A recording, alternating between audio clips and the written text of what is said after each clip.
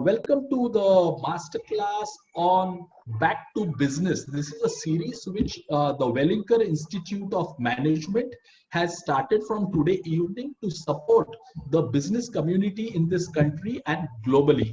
Yeah.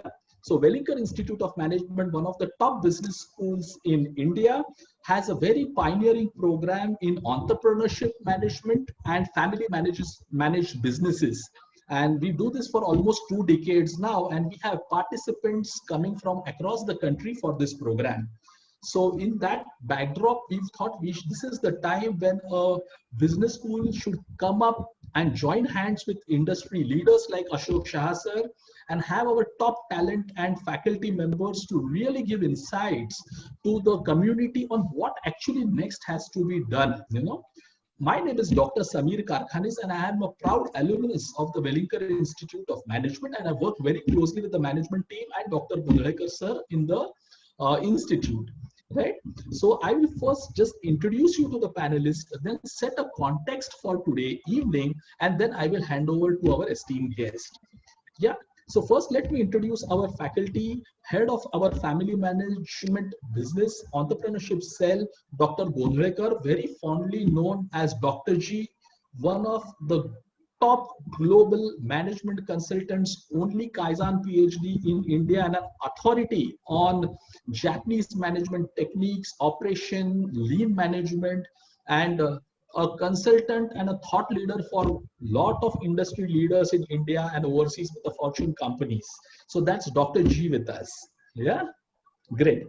Now let me take the opportunity to introduce you to Sri Ashok Shah sir, my mentor and my guide, and not only for me, but a lot of young entrepreneurs and senior entrepreneurs. Ashok Bhai has been a guiding light on how businesses are run, how to encourage people.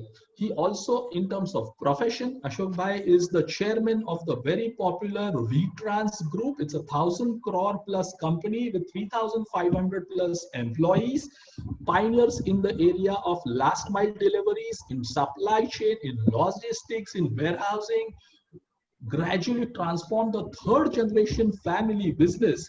Now, so his father started the business, and Ashok Bhai and his brothers drive the business for last so many years, and the third generation, their children also, are now driving the business very successfully. Ashok ji has been, so a lot of organizations, trade chambers like JITO, like Kutch Corporate Forum, like the Indo-African Chamber of Commerce, and many business schools, education institutions have benefited from Ashok Bhai's wisdom, from his knowledge, and most important, his enthusiasm, and always being available to support the community.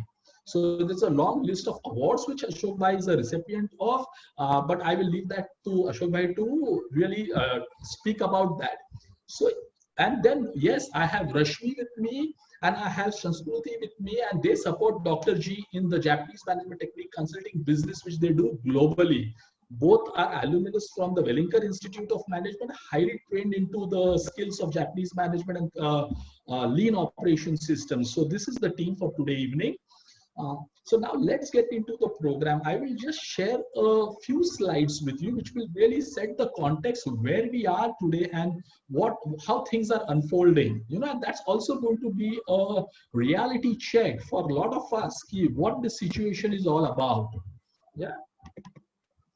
So yeah, as I said, the series is V School Back to Business series, and here let me mention to you, I have been an active member of a very, very strong and vibrant global community of young people known as the Roundtable India, and which is one of India's largest not-for-profits, zero admin cost NGO, helping children to providing education to underprivileged children. And once we turn 40, we become a part of the Association of 41ers Club, which is again a global body does phenomenal work in the space of education, and we have partnered with them because most of the members in this association are entrepreneurs and business owners who make a difference in the community. And I'm happy to welcome and specifically mention name of our chairman, Area 4, Mr. Srinivasu. Again, a very senior corporate executive, and he drives the initiative in the Area 4. So the country is divided into multiple areas, and I welcome members from Association of 41ers Club from India, globally.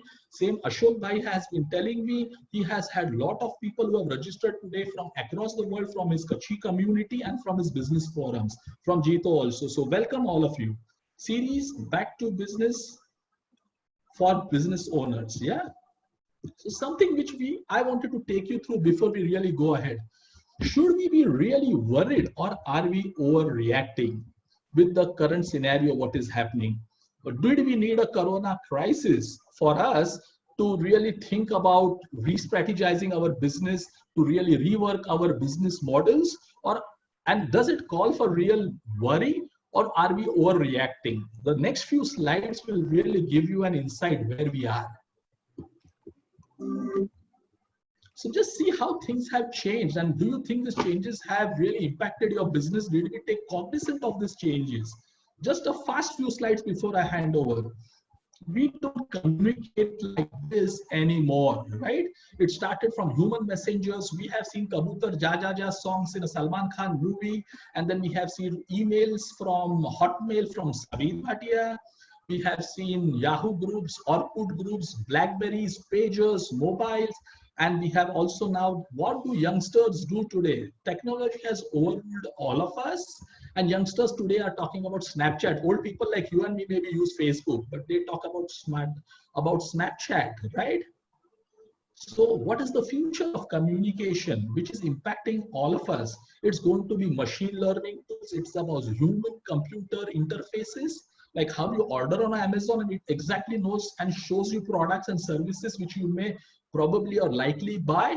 So that is the way communication changed. This is the way food changed. When we may remember, we were small, we used to eat maybe hardly once in a month outside on maybe a salary day on some good occasion. Today, youngsters and millennials in your houses order from Swiggy's and the Zomatos twice a day.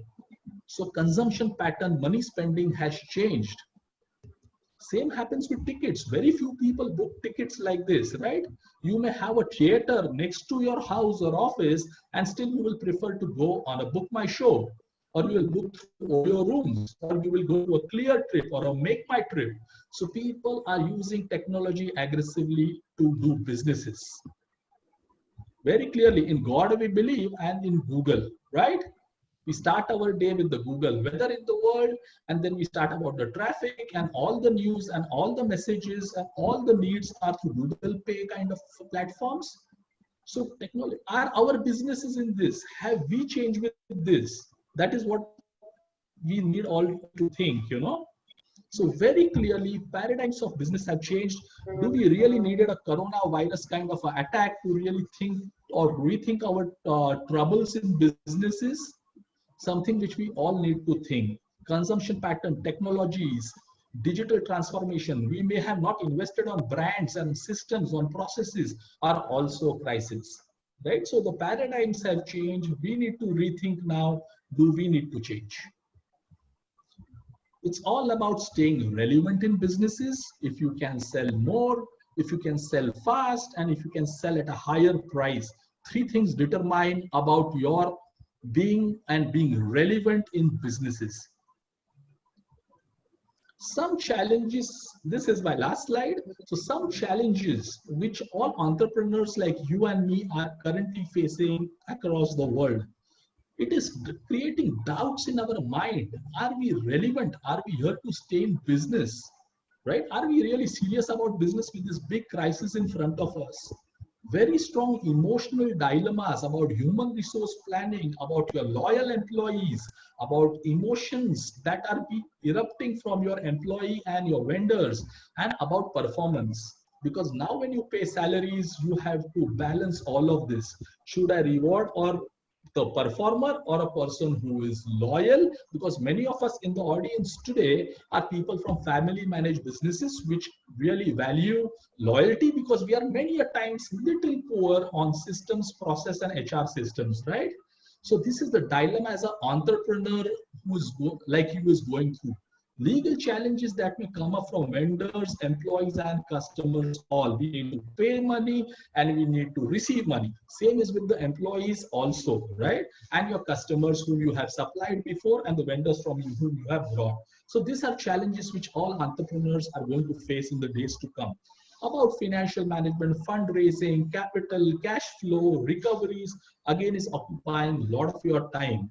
It's going to be about whether that plan which you had in the beginning of the year, that year 2020, 2021 is the year when I'm going to go for expansion, diversification. Are those plans going to be consistent now, or you may have to rethink about those plans and those business models? You will have to invest now in learning, in digitalization, in terms of learning new techniques, the old techniques which with you have been doing businesses in the past were learned by you 20, 30, 40 years back, right? But now you may need new skills which are known as startup mindset and culture. It is about empathy, it is about collaboration, it is about teams, right? It is about how do you work with cross-functional teams across the world. How do we work on models which are known as outsourcing? How are models which are known as collaboration, multi-country with multi-language skills, skills which you may have to learn. I'm not even talking about artificial intelligence and machine learning and blockchains. You will learn that. How you will invest in digital technology for performances. How do you use branding? How do you put a 100 days business plan? Very important, because many of us are family businesses.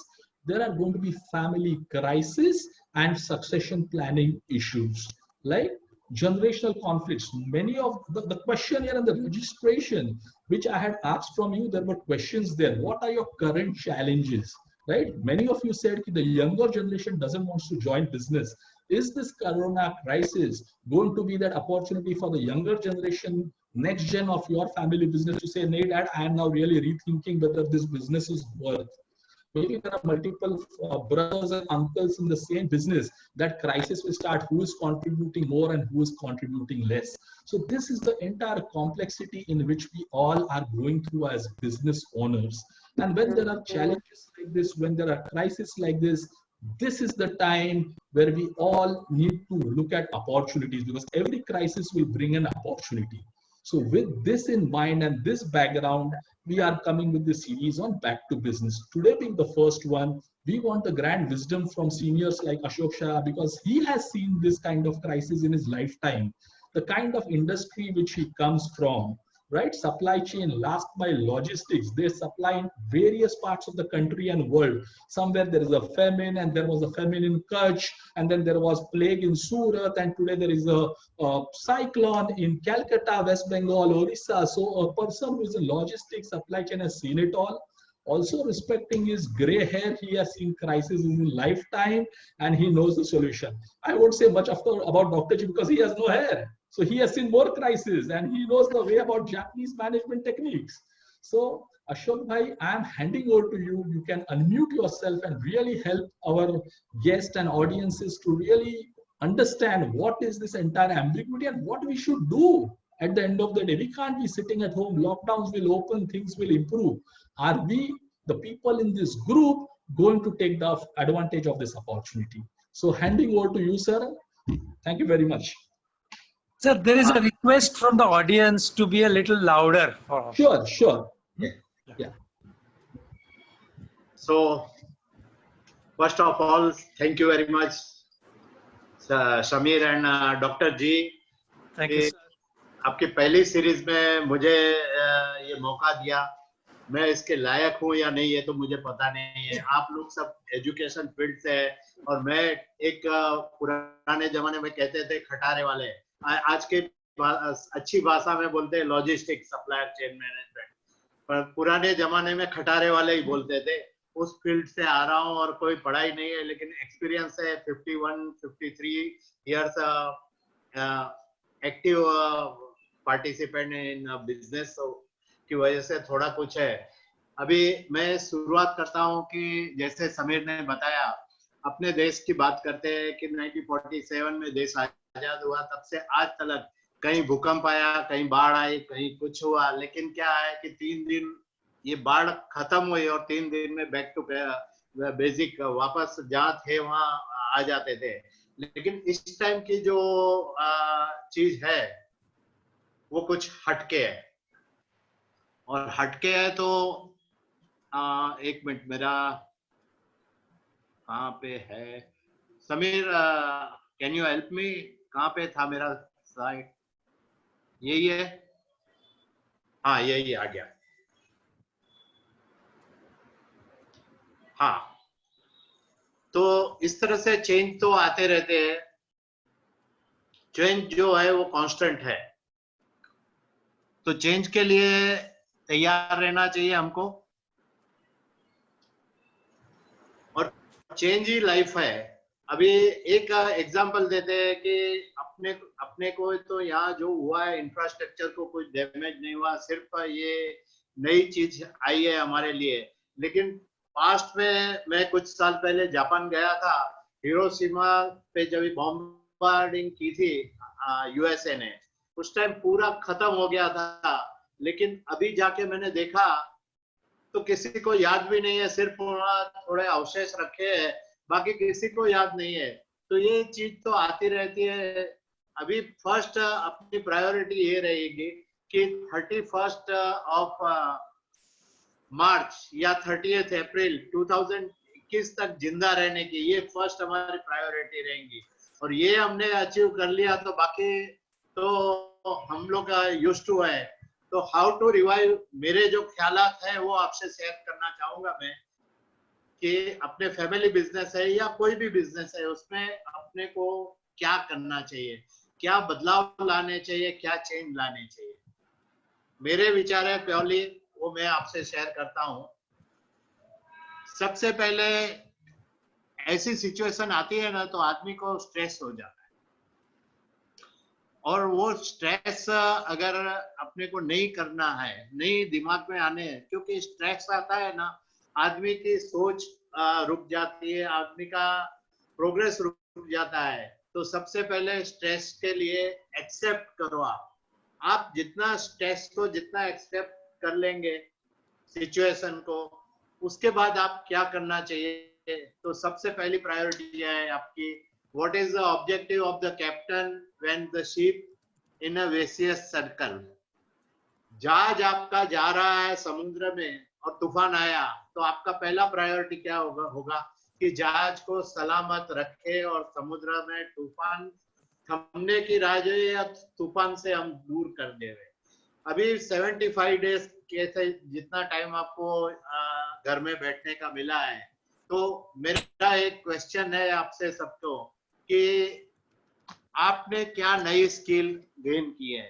मैंने देखो काफी, मेरी बात करता हूँ तो मैं इतना पढ़ा लिखा नहीं, उसके बावजूद भी मैंने सबसे पहले जूम यूज करना, जूम ऑपरेट कैसा करना, इसको इनवाइट कैसे भेजने का है, फिर वेबएक्स है, एयरमीट है, सब जो टेक्नोलॉजी अभी करंट रिक्वायर्ड है वो यूज करना पहले तो सीख लिया। उसके बाद सोचना स्टार्ट किया कि सबसे पहली प्रायोरिटी क्या है, तो हेल्थ की है। तो हेल्थ पे कम से कम 1-1.5 घंटा या 2 घंटा स्पेंड करना स्टार्ट किया कि बेटर हेल्थ, क्योंकि आगे चल के जो टाइम आने वाला है वो आपकी more and more energy required होगी, तो उसमें हेल्थ जितनी आपकी अच्छी होगी उतना आपको परफॉर्म कर सकेंगे।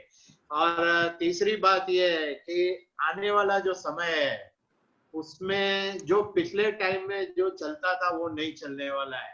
अभी basic guiding principle of your religious, आप हिंदू है, मुस्लिम है, बौद्ध है, ईसाई है, जैन है या सिख है, कोई भी है, लेकिन आपके जो गाइडिंग प्रिंसिपल बेसिक देखने जाओ तो इंटरप्रिटेशन 5 गाइडिंग प्रिंसिपल है, उसका इंटरप्रिटेशन एक तरीका होता है। उस गाइडिंग प्रिंसिपल को समझो और उसके हिसाब से आपके बिजनेस में आप क्या कर सकोगे। एथिक्स एंड जो वैल्यूज बेस्ड कंपनियां होगी उसका पलड़ा भारी रहने वाला है, ये आप समझ के चलिए। तीसरी बात है कि आपके साथ आपके जो क्लाइंट है, की एम्प्लॉइज है, उनके साथ डेली बेसिस पे या क्वार्टरली या वीकली, जब भी आपको टाइम मिले उनसे बातचीत करना चालू करो। उनको भी थोड़ा प्रोएक्टिवली उनको बताओ कि वो अपने आप में भी सुधार लावे क्या। और आफ्टर ऑल देखिए, ये माइंड गेम है एक्चुअली।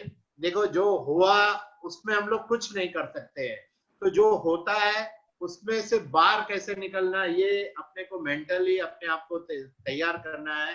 तो आपके हाथ में निर्भर रहता है कि आपको विक्टिम बनना है या विनर बनना है। और मैं तो कहूंगा कि कोशिश ये करनी चाहिए हर एक को कि विनर बनेगा, क्योंकि देश 135 करोड़ का देश है। हो सकता है कि 100 साल पहले जो आई थी उसमें करोड़ों आदमी गए थे। हम लोग अपनी सिचुएशन देखें तो वर्ल्ड वाइज देखो, जो फिगर्स आ रहे हैं उसमें डेथ रेट मिनिमम है, और अच्छा होने का रेट सबसे अभी जो 40% जो कोरोना इफेक्ट है वो अच्छे हो रहे हैं। और तीसरी बात, सबसे लास्ट एक जो ये स्लाइड की बात है, फाइनेंस लिटरेसी, खास करके हमारी एज के लोगों में तो है ही, लेकिन जो अभी का जनरेशन है, मतलब 2000 के बाद के मैं बिजनेस में आया या 2000 से पहले आया, 1995 के बाद में, उनमें क्या है, एक चीज मुझे जो बड़ी कमी लगी है, देखो 2% 5% लोगों में है, लेकिन बाकी ये कमी लगी है फाइनेंस लिटरेसी की। तो फाइनेंस लिटरेसी के लिए आपके जो बुजुर्ग है, चाचा है, पिताजी है, दादा है, उनसे समझ लो। ब्रांडेड को भूल जाओ कि आज कोई कॉफी शॉप में हम गए और 300 रुपये की कॉफी, मेरे जैसे को तो हम अफोर्ड कर सकते हैं, लेकिन गले ही नहीं उतरती है, क्योंकि हमारे दिमाग में कॉफी का देना कितना है, 12 रुपया, 15 रुपया, 20 रुपया, तो ये बैठती नहीं है। तो ये सब चीजें आपको सुधार, मतलब आपकी जो लाइफस्टाइल है आप अफोर्ड कर सकते हैं, उसके बावजूद भी आपको इसमें चेंज लाना पड़ेगा अगर आपको सरवाइव करना है। क्योंकि जून से जो मई, मतलब 11 महीने का नेक्स्ट आने वाला टाइम है, उसमें भी खास करके 7 महीना वो बहुत ही बुरा है। अभी ये कोरोना से हम बाहर निकलेंगे, जैसे कोरोना से बाहर निकलेगा, सबसे बड़ा प्रॉब्लम आने वाला है कि कैश क्रंच का, मनी शॉर्टेज एवरीवेयर देखने मिलेगी। और दूसरी क्या है, अनएम्प्लॉयमेंट बढ़ने की वजह से जो मार्केट में बिजनेस हो रहा है, उस बिजनेस में कटौती होने की संभावना है, और डिमांड जो है वो कम हो जाएगा, सप्लाई ज्यादा हो जाएंगी। इसकी वजह से सबसे पहले अपने खर्च, मतलब वो एक तरह से बोलते हैं ना कि सर पे बाल ज्यादा हो गए तो उसको कट करना चाहिए, अपने हेयर कट करने की जरूरत है। और जो हेयर कट सही तरह से करेगा उसको सरवाइव में, आपको डॉक्टर को कोई चिंता नहीं है, उनके कट करने की चिंता ही नहीं है। मैं तो सोच रहा था कि मेरा दिन कभी आएगा कि मुझे भी ये झंझट में नहीं पड़ना पड़े, लेकिन है जो है वो कुदरत का है, अपने हाथ में नहीं है। तो यू आर लकी डॉक्टर साहब, एक्सेप्ट आपने कर लिया, जो सिचुएशन है वो कर लिया आपने एक्सेप्ट। उसके बाद क्या करना है, तो उसके बाद क्या करना है ये देखिए, नेक्स्ट स्टेप क्या रहेंगे आपके। तो मेंटेन प्रोग्रेस सर्कल, ट्राइब क्यों कहता हूं कि एक अकेला आदमी कभी भी लड़ नहीं सकता है। आज हमारे पास है ट्राइब है एक तरह का कि 3500 लोगों की टीम है, उसमें 3500 में समझो ना 10% नहीं भी एक्टिव है, लेकिन 90% एक्टिव है, तो ये ट्राइब है, मतलब ये टीम है, अपना नेटवर्क है। इसको मैक्सिमम कैसे करना, अपने हमने एक ट्रांसपोर्ट इंडस्ट्री में अभी पहल की है कि जब सबके लिए, ड्राइवर्स के लिए, वर्कर के लिए इंश्योरेंस लेंगे तो एक साथ एक कंपनी से लेंगे। हम लोग नेगोशिएशन कर रहे हैं, टेलीफोन कंपनी से नेगोशिएशन कर रहे हैं, इस तरह से सब नेगोशिएशन करना स्टार्ट कीजिए। और वो भी अपनी एसोसिएशन के साथ रह के सब विचार विमर्श, या कंपटीशन को भूलकर कोलैबोरेशन के मोड में जाएंगे तो मेरे ख्याल से इजी रहेगा। दूसरी बात, जो एमएसएमई या एसएमई सेक्टर में आते हैं उनको तुरंत अपने आप को एमएसएमई में रजिस्टर कराना जरूरी है। क्यों जरूरी है? इसलिए जरूरी है कि आपका जो उधारी होगा, किसी के से लेना होगा आपको पैसा, वो टाइम पे मिल जाएगा। और दूसरा, एमएसएमई के लिए जो रिजर्व बैंक ने काफी रियायतें डिक्लेयर की है, तो वो रियायतों का जो भी आपका जो कैटेगरी में आते हैं उसका आपको बेनिफिट मिल सकेगा। तीसरी बात ये है कि list down all aspect of your business. आपके बिजनेस का छोटे से छोटा हिस्सा वो लिस्ट डाउन करो, उसमें क्या जरूरी है, क्या सुधार जरूरी है, क्या सही है, क्या गलत है, कोई आपका गैप है तो गैप कहाँ आ रहा है वो आपको आइडेंटिफाई करना है। ये मैं होमवर्क दे रहा हूँ एक तरह का आपको, तो ये करना जरूरी है आपके लिए।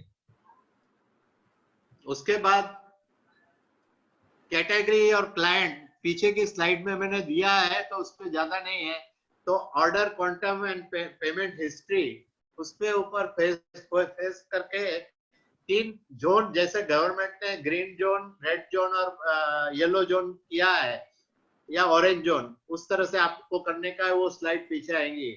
और दूसरी बात, सबसे पहले अभी आने वाला समय में एक ही चीज चलने वाली है और वो टेक्नोलॉजी टेक्नोलॉजी टेक्नोलॉजी। तो रिलेवेंट टेक्नोलॉजी, करंट टेक्नोलॉजी, उसका आपको एडॉप्शन करना है, आपको आवे या नहीं आवे, लेकिन सीखना है। और काफी लोग सीख गए होंगे, लेकिन नहीं सीखे हैं तो अभी भी टाइम है, सीखना स्टार्ट कर दो, क्योंकि अभी वर्किंग आवर्स भी कम हो जाएंगे। हम लोग रेड जोन में है तो वैसे भी आपको टाइम ही टाइम मिलने वाला है।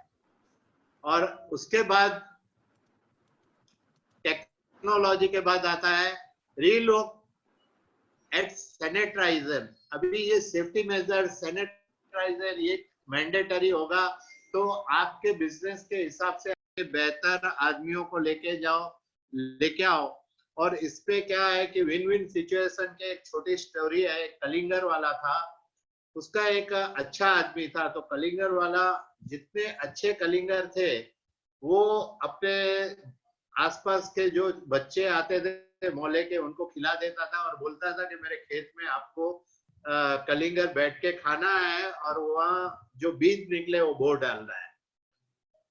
कुछ साल के बाद उसका लड़का आया, बोला डैडी आप तो बहुत बड़ी बेवकूफी कर रहे हो। बोला क्यों?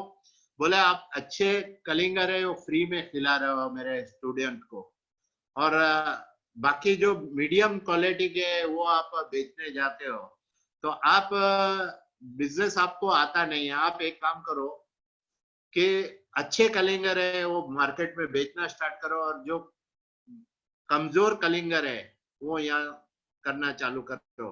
पहले साल 2 साल उसको बहुत प्रॉफिट हुआ, लेकिन 30 साल से उसका प्रॉफिट नहीं के बराबर, क्योंकि जो बच्चे अच्छे कलिंगर खाते थे उसके खेत में वो बोते थे तो अच्छे कलिंगर की फसल होती थी। जो उसने बुरे मतलब कमजोर कलिंगर उनको दिया तो उसके फलस्वरूप उसके तीसरे साल से कमजोर कलिंगर की फसल होने लगी, जिसका मार्केट में दाम नहीं आना और उसका बिजनेस गिरते गया। वो संभल गया, उसने बोला बेटे को कि तू तेरा काम कर, मैं मेरा काम करूंगा। उसने वापस से किया और फिर उससे डबल बाउंस बैक हुआ। तो आपको बाउंस बैक अगर होना है तो अपना धर्म, अपना डोनेशन, आपकी जो शक्ति के मुताबिक ये करना भी जरूरी है कि ये बोया हुआ कभी कहां से आपको सामने आ जाएगा वो आप चाहिए। आज क्या है कि लोगों की अपने सामने एक भिखारी आया, हम लोग मिनिमम हमारा जो नोट होगा छोटे में छोटा वो देते हैं, वो मानसिकता बदलो। और संत आया तो हाईएस्ट में हाईएस्ट, क्योंकि संत आशीर्वाद देता है, लेकिन संत से ज्यादा भिखारी का आशीर्वाद। तो भिखारी मिले या संत, जो हाथ में आया वो देने की, मतलब अच्छे में अच्छा हम क्या दे सकते हैं वो देने की आपकी आदत डालेंगे तो आपके क्लाइंट को भी आप अच्छा दे सकेंगे, कलिंगर वाले की तरह आप अच्छा दे सकेंगे। और अच्छा देंगे बिना एक्सपेक्टेशन से, तो हो सकता है कि कुदरत आपको देखेंगी और जो कुदरत आफत लाई है वो कुदरत ही आपको उसमें से सरवाइव करने का रास्ता। तो मेंटेन और क्लैरिटी ऑफ वर्क और ये सब करेंगे तो मैं समझता हूँ कि आपको विनर होते कोई नहीं रोक सकता है। इसके लिए आप विनर बनो, ऐसी शुभेच्छा के साथ मैं मेरी बात पूरी करता हूँ। Thank you very much for listening me patient. और फिर से प्रोफेसर जी और समीर, आपका दोनों का आभार कि आपने ओपनिंग सेरेमनी में मुझे ये मौका दिया अपनी बात शेयर करना लोगों से, मेरे दोस्तों से, तो उसके लिए मैं आभार व्यक्त करता हूँ। अभी मैं मेरी बात पूरी करता हूँ, विराम देता हूँ और आप आगे की कार्रवाई चलाइए। Thank you very much. Thank you very much Ashok ji, बहुत बढ़िया, बहुत सिंपल लैंग्वेज में आपने बताया कि रियलिटी क्या है, और आपने तो ये चीजें, ये एक्सपीरियंसेस पहले भी किए हैं वेदर, तो इसका मैसेज बहुत क्लियर है। आप भले एक छोटा सा एसएमई या एमएसएमई हो या आपकी जैसी 3000 लोगों की 1000+ करोड़ की कंपनी हो, बेसिक्स ऑफ बिजनेस सेम रहते हैं। अशोक जी, मैं एक छोटा रिक्वेस्ट करूंगा आपको, क्या आप वो स्क्रीन शेयरिंग रुका सकते हैं? हाँ, थैंक यू वेरी मच। हाँ, तो अशोक जी थैंक यू वेरी मच। मैं तो अभी यूज्ड टू है ये चीजों के लिए यार। बराबर है। सो वो पूरे बात मेंटल और स्ट्रेस कैसे हैंडल करना है, it's about being mentally strong, being physically strong आपके एज में आज, and then of course financially strong, जो अपने कॉस्ट कटिंग मेजर्स बताए, कॉस्ट कंट्रोल मेजर्स, और बहुत बढ़िया लगा आपने जो पैरेलल दिया अभी about green zone, red zone for finance and collections and recoveries. In fact so thank you very much Ashok ji, आप रहिए अभी। हम लोग डॉक्टर जी को रिक्वेस्ट कर रहे हैं, उसके बाद हम लोग क्वेश्चन आंसर्स भी ले रहे हैं। बहुत लोगों के क्वेश्चंस मुझे आ रहे हैं चैट पे भी और मेरे मोबाइल के ऊपर भी। हाँ, so Dr. Ji, if you can switch on your mic and then we can take it. Same is with Shukrata as well as Rashmi. Yeah. So Dr. Ji, my request to you, मेरी आपसे ये इच्छा है कि जो हमने context create किया है, गेटिंग बैक टू बिजनेस, बराबर, ये कॉन्टेक्स्ट के इसमें से अभी एक्चुअली करना क्या है। अगर आप आपके एक्सपीरियंस जैपनीज मैनेजमेंट टेक्निक हो या आपका टर्न अराउंड स्ट्रेटेजी का जो एक्सपीरियंस है, उससे अगर आप एक या दो बहुत सॉलिड चीजें बताएंगे, जिससे है ना हमारे बिजनेस कम्युनिटी को एक कॉन्फिडेंस मिलेगा, हमारे स्टूडेंट्स जो बिजनेस में है, हमारे फैमिली बिजनेस प्रोग्राम के वेलिंकर में, उनको एक कॉन्फिडेंस मिलेगा करना क्या है। देखो, नॉलेज बहुत है, बट जैसे आप हमेशा बोलते हैं, application of knowledge is more important than knowledge. So I will request you if you can share something on those lines. So friends, Dr. G is an authority, as I said, in Japanese management techniques, one of the renowned consultant, global experts on technology, operation, and more so is a great author of one of the finest and many of the best-selling books, on quality. So Dr. G, to you. Thank you very much, Samir. Thank you very much, Ashok Ji. Yours was a very interesting, enlightening talk with some simple examples. Thank you very much. एक दो questions भी मैंने देखे जो QA पे आए हैं। एक तो मेरे दोस्त डॉक्टर अनिल राव के हैं और भी 2 क्वेश्चन आए हैं, तो वो भी उनके आंसर्स में इंक्लूड करता हूँ। हाँ, जैसे समीर जी ने कहा कि स्ट्रैटेजी क्या होगी अभी ये कोविड के बाद। हाँ, सो एक चीज हम लोग ने जापान से सीखी कि स्ट्रैटेजी बनाने के लिए पहले गेम्बा पे जाओ। गेम्बा मतलब शॉप फ्लोर, मतलब रणभूमि, और वहां से टैक्टिक्स बना के टैक्टिक्स की स्ट्रैटेजी करो। हाँ, एक मार्केटिंग का बहुत बढ़िया बुक है, बहुत बढ़िया बुक, जो स्कूल कॉलेज में यूज नहीं करते, दुर्दैव से। वो उसका नाम है 22 इम्यूटेबल लॉज ऑफ मार्केटिंग। वो 2 ऑथर है, Al Ries and Jack Trout. उन्होंने काफी बुक्स लिखी है। एक है बॉटम अप मार्केटिंग। वो बोलते हैं कि स्ट्रैटेजी बनाना हो तो पहले टैक्टिक्स आपका डिसाइड करो और उससे स्ट्रैटेजी बनेगी। तो हम लोग गेम्बा पे चलते हैं।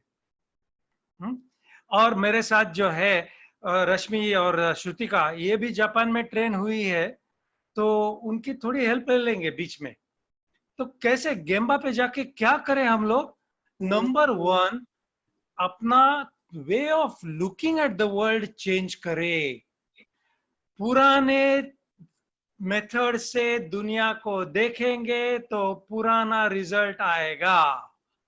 हाँ, ये मेरे हाथ में कुछ है और आप उसका कलर देखते हैं, आपको दिखेगा कलर ब्लैक है।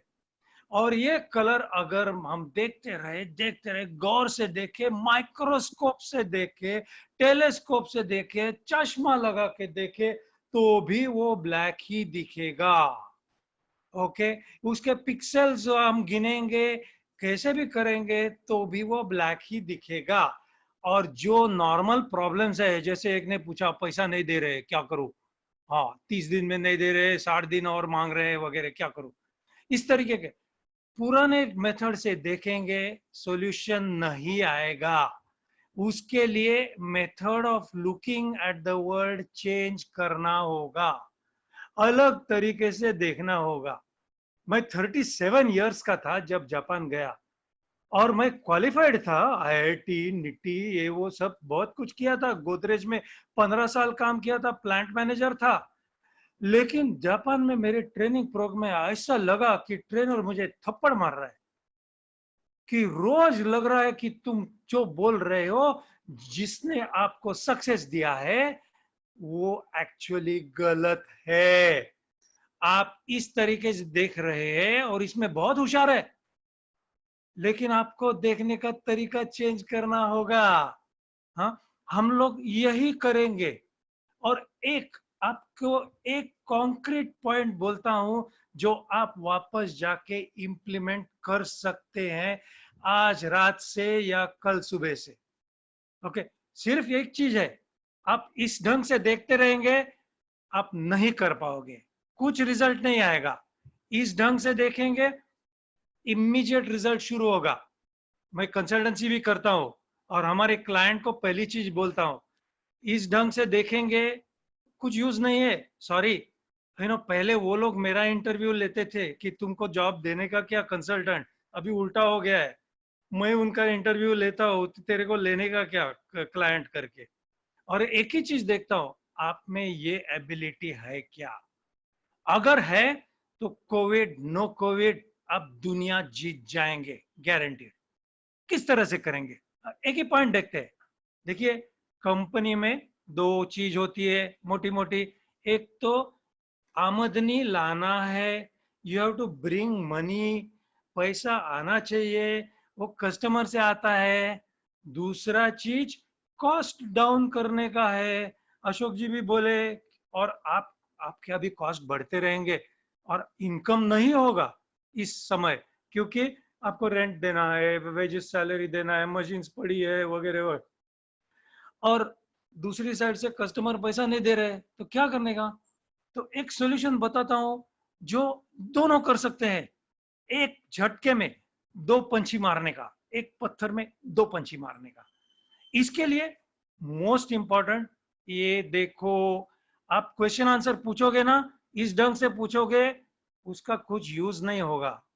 अब हम बात करते ही रहेंगे, आप इस ढंग से देखेंगे, आपके क्वेश्चंस चले जाएंगे और आप बोलेंगे मैं करके आता है, और देखिए रिजल्ट। ओके, तो ये सिंपल चीज है। हम लोग फोकस करेंगे एक चीज पे, उसको बोलते हैं इन्वेंटरी। और अगर आप मैन्युफैक्चरिंग सप्लाई चेन में हो तो 100% आपके पास कुछ तो इन्वेंटरी है। तो इन्वेंटरी को हम लोग अकाउंटेंट जो देखते हैं ना, वो अकाउंटेंट देखते हैं इस ढंग से कि ये इन्वेंटरी इज एन एसेट, लेकिन सच्चाई अलग है। हम इन्वेंटरी को अलग ढंग से देखना शुरू करेंगे। हाँ, और इसको एक मेथड है क्या देखने का, कि इन्वेंटरी को हमको कम करने का है। Okay, reduce inventory. इन्वेंटरी में आपका पैसा अटका है, उसको रिलीज करो। कैश अटका है, एसेट होवे न होवे कुछ फर्क नहीं पड़ता है, अकाउंटेंसी में बहुत गड़बड़ है। हाँ, accountancy is the enemy number 1 of productivity. मैं नहीं कह रहा हूं, एली गोल्डरैट नाम का एक बहुत फेमस आदमी ने ये उसके बुक के कवर पे लिखा है, the book is a best seller, it's called the goal. तो हम अलग ढंग से देखेंगे, हमसे किसी से लड़ाई नहीं करना है, आप गलत है या नहीं बताना है किसी को, हमको बोलना है आप देख रहे हैं ये सही है, हम लोग अलग ढंग से देखेंगे। हाँ, तो इन्वेंटरी कम करने से क्या होता है कि लीड टाइम जो है ना, मतलब शुरू से एंड तक, यानी ऑर्डर लिया और डिस्पैच किया, शुरू से एंड तक जो टाइम होता है वो टाइम कम होता है। इसको बोलते हैं लिटिल्स लॉ। हाँ, और ये कैसा करने का, हाउ टू रिड्यूस इन्वेंटरी, बहुत सिंपल मेथड है, इतनी सिंपल है कि आप ये सेमिनार के बाद बोलोगे कि अरे क्या बड़ी बात कही उसने। कुछ नहीं बड़ी बात, छोटी बातों से बड़े रिजल्ट आते हैं, उसको बोलते हैं काइजेन, छोटी बातों से बड़े रिजल्ट करने का। हाँ, और आपको कोई इन्वेस्टमेंट नहीं करना होगा, आपको ना तो सॉफ्टवेयर डालना होगा ना तो कुछ, just common sense, common sense. Okay, तो मैं अभी मेरी कलीग जो है रश्मि कामकर, उसको रिक्वेस्ट करता हूँ कि वो एक डेमोन्स्ट्रेशन दे दे। हाँ, और हमको बताए एक सिंपल तरीका जो इन्वेंटरी कम करने देगा। She is also trained in Japan. She's an ex-Wellinger student. She's passed out. She's working with me for a while. और उसने फाइनल प्रोजेक्ट मेरे साथ किया और अभी और काम कर रही है। हाँ, और ये जो हम लोग बोल रहे हैं ना, ये काफी एक्सपीरियंस से बोल रहे हैं। हमारे ग्रे हेयर भी अभी चले गए, 40 साल का एक्सपीरियंस बोल रहा है। हाँ, तो don't spend time challenging the experience. Don't ask will it work, why, ask how, कैसे करने का। हाँ, और ट्राई करो, कल 100% रिजल्ट आएगा। हमारा जो फैमिली मैनेज बिजनेस प्रोग्राम है ना, उसमें हमारे बच्चों को हम यही कहते हैं कि just try it out, fail होगा मेरे को थप्पड़ मार के बाहर निकालो, सक्सेस होगा तुम्हारा, enjoy, right? So Rakshmi ji, can I request you just start with the demonstration? I mean, start by telling us and Yeah. carry on with your demonstration. Sure. तो अभी हम लोग देखेंगे ये इन्वेंट्री जो कम करना है वो सिंपल तरीके से हम लोग कैसे करते हैं। एक डेमोन्स्ट्रेशन देखते हैं लाइव गेम्बा सिचुएशन का, जो एक फैब्रिक मैन्युफैक्चरिंग कंपनी में हुआ था। ओके, सो मैं दिखाती हूँ आपको। ये देखिए, हमारे पास फर्स्ट मशीन है, मशीन ए, उसका इनपुट, उसका आउटपुट। उसके बाद हमारे पास WIP है, पेंडिंग 2 प्रोसेसेस के बीच में 4 ट्रॉलीज है जिनमें मटेरियल भरा हुआ है, 4 है। उसके बाद ये मशीन बी है जो सेकंड प्रोसेस है, उसका इनपुट और उसका आउटपुट। तो जब मशीन बी का प्रोसेसिंग हो जाएगा तो वो आउटपुट में जाएगा, नया मटेरियल इनपुट में गया और ये एम्प्टी ट्रॉली है अपने पास। सिमिलरली मशीन ए का जो मटेरियल है प्रोसेस होने के बाद आउटपुट में गया, नया मटेरियल इन में आया और ये गया WIP सेक्शन में। सो ये अब जो एम्प्टी ट्रॉली है, रेगुलर सिचुएशन में ये वापस जाती है ए का आउटपुट कलेक्ट करने, ठीक है? और ये मटेरियल गया वापस बी के इन में। तो हमने 4 WIP हमारे पास वापस हैं। अभी हमने ये डिसाइड किया है कि हम उस WIP को सिर्फ 3 पे कंट्रोल करेंगे, 4 नहीं रखेंगे, 3। सोचो आपके एक ट्रॉली में अगर 10,000 का माल है तो 4 में आपने 40,000 का माल अटका हुआ है, तो हम एक ट्रॉली को रिलीज करेंगे। और हमने सेकंड डिसीजन ये लिया है कि जब तक वो एम्प्टी ट्रॉली प्रोसेस बी से प्रोसेस ए वापस नहीं आती, हम प्रोसेस ए का मटेरियल आगे नहीं भेजेंगे। तो जो ट्रॉली वापस आएगी एम्प्टी, वो एक कानबान, जैसे हम लोग विजुअल सिग्नलिंग बोलते हैं जापानीज में, वैसे एक्ट करेगी। तो हम देखते हैं हमने ये कैसे किया है। सो अभी जब ये मटेरियल प्रोसेस हो जाएगा, नया मटेरियल गया, अब ये एम्प्टी ट्रॉली का क्या करें, हमारे पास ऑलरेडी 4 हैं, तो हम इस एम्प्टी ट्रॉली को वापस नहीं भेज के हम इसे रखेंगे ट्रॉली ग्रेवयार्ड में, यानी इसको सिस्टम से निकाल दिया जाएगा जब तक हमारी WIP 3 नहीं हो जाती। ए का हमने अभी कुछ नहीं किया है। वापस ये मटेरियल यहाँ गया, प्रोसेस आउट, नया मटेरियल इन, हमारे पास 3 मेंटेन करना है, ये चौथी है, तो ये वापस जाएगी हमारे ट्रॉली ग्रेवयार्ड में। ये नया मटेरियल गया और अब जो मटेरियल होगा वो प्रोसेस होगा, ए से बाहर आएगा और हमारी 3 WIP जो है वो मेंटेन हो जाएगी। हम इसे कांस्टेंट WIP की तरह रखेंगे। ये मटेरियल जब बाहर गया, नया मटेरियल ट्रॉली से लोड करेंगे और ये एम्प्टी ट्रॉली कानबान जैसे वापस जाएगी आउटपुट ऑफ ए में, नया मटेरियल लोड होगा। सिमिलरली ये जो एम्प्टी ट्रॉली है लोड होने के बाद वापस जाएगी एज अ कानबान। इससे हमने एक चीज सीखी जो बहुत इंपॉर्टेंट है कि विजुअल सिग्नलिंग, कानबान जैसे जो एम्प्टी ट्रॉली वापस आएगी तभी फर्स्ट प्रोसेस अपना मटेरियल आगे भेजेगी। Unwanted trolley, pallet, trays, paper stack, जो भी आपका WIP हो आपके इंडस्ट्री के हिसाब से, उसको आपको कम करना है। ये हमारा मोटो होगा। ओके, अभी आपको एक चीज ध्यान में लीजिए, आपने बहुत सारे वेबिनार अटेंड किए होंगे, हाँ, और आजकल तो वो ये हो गया है कि लोग घर बैठे हैं तो वेबिनार अटेंड करो, वेबिनार अटेंड करो, थक जाते हैं क्योंकि लोग बोलते हैं, जनरल चीज बोलते हैं। आपने कभी वेबिनार अटेंड किया है जहां पे डेमोन्स्ट्रेशन था? नहीं होगा। हमारा थिंकिंग ही अलग रहता है। हमारा थिंकिंग इस तरह से रहता है कि लोगों को अलग ढंग से वेबिनार देंगे तो उनको पटेगा कि ये कुछ अलग चीज है, राइट।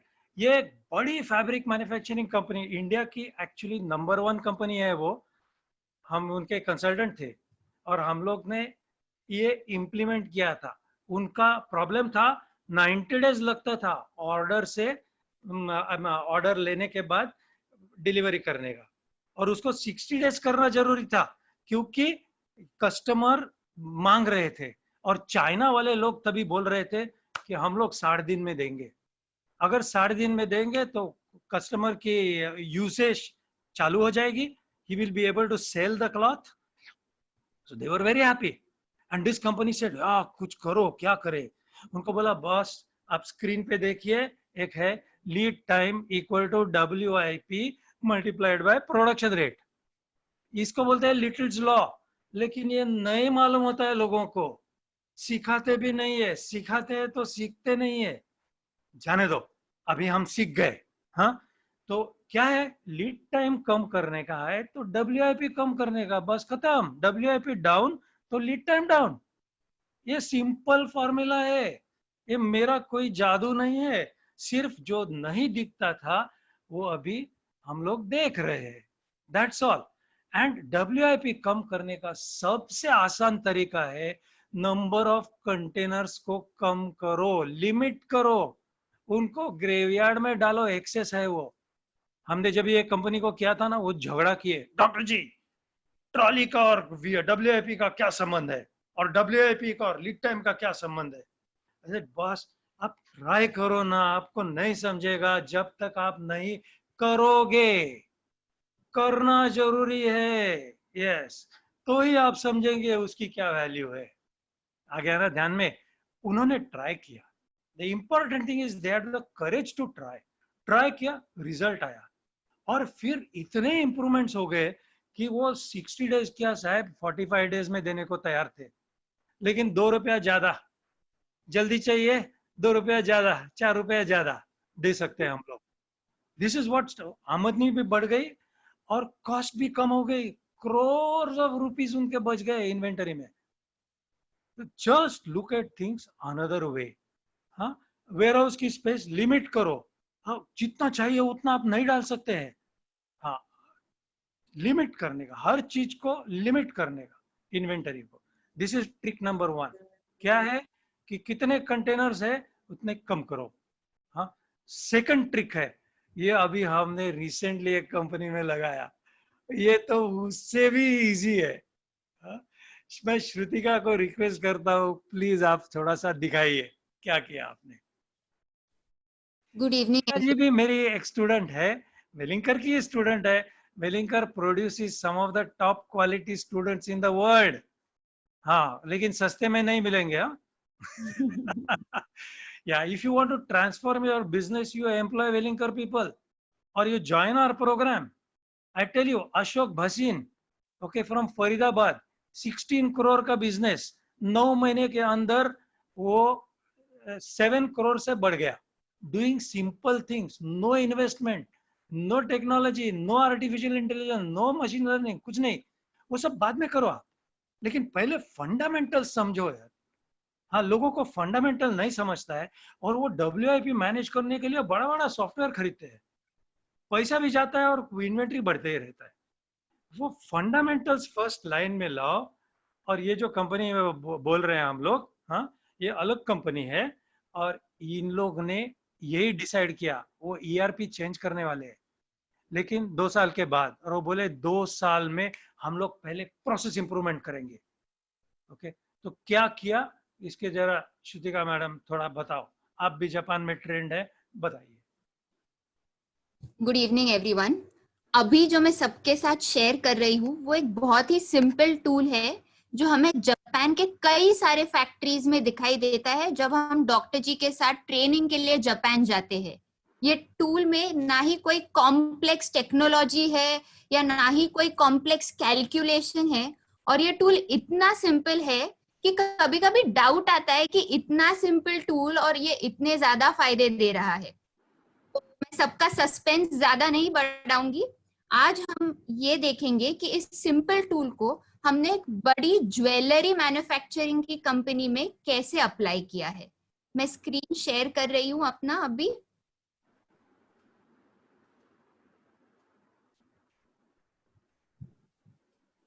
जी हाँ, ये जो सिंपल टूल की मैं बात कर रही थी वो एक व्हाइट बोर्ड है, और व्हाइट बोर्ड देख के बहुत सारे लोग शॉक हो गए होंगे कि ये टूल कैसे है।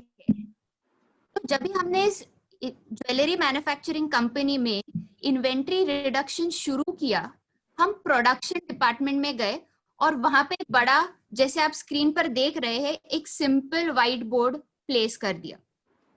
पहला स्टेप था कि आज हमें हमारे प्रोडक्शन में जितनी भी इन्वेंट्री दिखती है वो हम यहाँ पे टोटल में लिख देंगे। जैसे हम स्क्रीन पे देख रहे हैं, आज मेरे पास मेरे प्रोडक्शन डिपार्टमेंट में 900 पीसेस की करीब करीब इन्वेंट्री थी, और ये जो प्रोडक्शन डिपार्टमेंट है ये एक दिन में 100 पीसेस का आउटपुट निकालता था। सोचे कि 100 पीसेस के आउटपुट के लिए 900 पीस की इन्वेंट्री रखना थोड़ा ज्यादा है नहीं? तो हम सब लोगों ने एक सेकंड स्टेप पे आ गए और हम लोगों ने दूसरा स्टेप ये डिसाइड किया कि हम 700 पीसेस से ज्यादा इन्वेंट्री अपने प्रोडक्शन में नहीं लाएंगे। हम लिटिल्स लॉ को देखें तो हमारे पास अभी WIP में 900 पीस है और एक दिन में हम 100 पीसेस ही बना पाते हैं, तो पूरा काम खत्म होने के लिए कम से कम 9 दिन का टाइम पीरियड तो हमें लगने ही लगने वाला है। धीरे धीरे हमने इस बोर्ड के हिसाब से इन्वेंट्री थोड़ा थोड़ा कम करना शुरू किया। पहले 850 पर आ गए, फिर 800 पर आ गए, और जैसे जैसे हम धीरे इन्वेंट्री कम करते गए, एक फंडा हम सबको याद आ गया कि इन्वेंट्री, माल कम होते हुए भी, लिमिटेड होते हुए भी हमारा आउटपुट कम नहीं हुआ था। और जो हमारे मैन्युफैक्चरिंग का सबसे बड़ा भ्रम होता है कि मटेरियल का थप्पी रखेंगे तो ऑपरेटर फास्ट काम करेगा, या फिर फैक्ट्री में बहुत माल रखेंगे तो आउटपुट बढ़ जाएगा। याद रखना चाहिए कि डेली प्रोडक्शन की कैपेसिटी जितनी है हम उतना ही बना सकते हैं। धीरे धीरे हमने इस इन्वेंट्री को कम किया और हम तीसरे स्टेप पर आ गए, जब हमें थोड़ा सा कॉन्फिडेंस आ गया कि अब हम सही तरीके से इन्वेंट्री को कंट्रोल कर रहे हैं।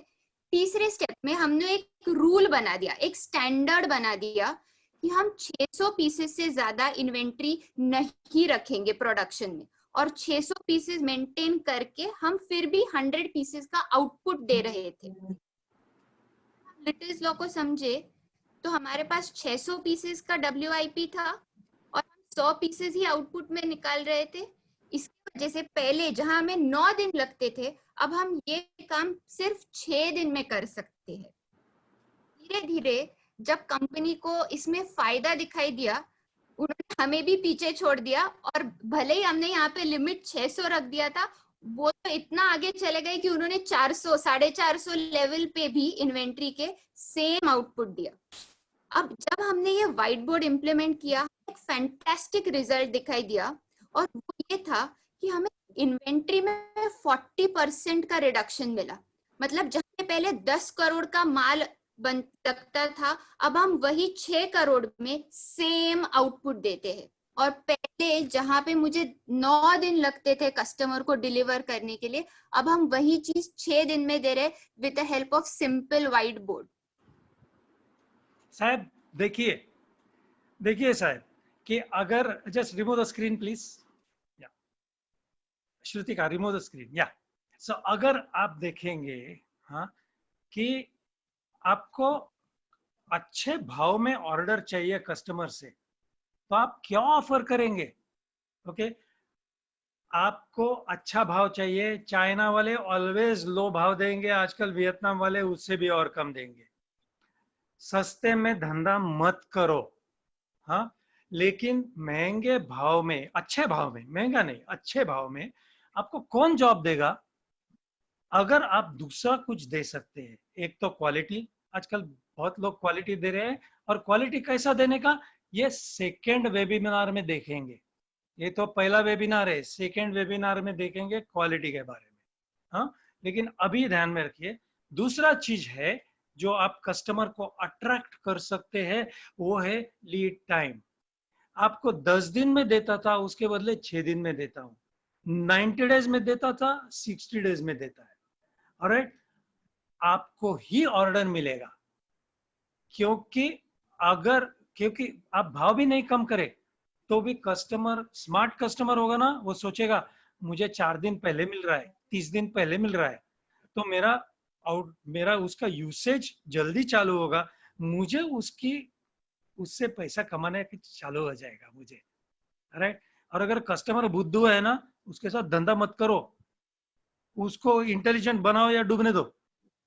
गो with intelligent customers, of course educate them. Customers को लगता है कि suppliers can be treated like dirt, हाँ, दिस इज नॉट ट्रू। इधर गौरव वासवानी जी ने पूछा है कि can we implement Little's law in day to day operations? Yes you can.